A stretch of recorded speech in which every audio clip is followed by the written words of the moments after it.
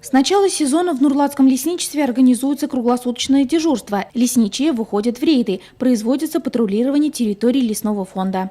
У нас запрещается, значит, сжечь костры в лесу, выкидывать мусор тоже так же.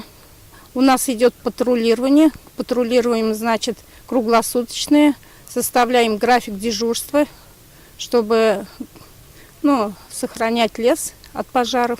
Вдоль лесной дороги для отдыха проезжающих специально устанавливают будки. Но, по словам лесничих, некоторые люди после себя оставляют мусор. Ранней весной из-под снега вместо зелени появляются брошенные бытовые отходы. Делаем аншлаги новые на противопожарный период, чтобы люди видели, чтобы обращали внимание, чтобы не сжечь в лесу костры.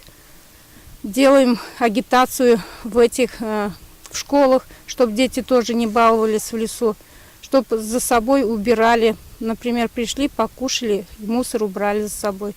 Если будут убирать все за собой, в лесу будет порядок.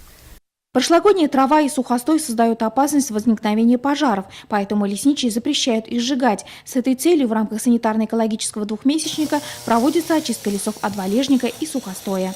Организовали двухмесячник, край дороги, убираем для пожаробезопасности. Для обеспечения пожарной безопасности в лесах в Нурлатском лесничестве на каждом участке сделали минерализованные полосы. Пожарно-химическая станция второго типа готова к тушению пожара. В лесах патрулируют 6 автомашин. Имеются добровольно-пожарные дружины. За последние 9 лет в лесах Нурлатского района случаи возгорания не зарегистрированы. Это результат своевременного проведения профилактических мероприятий.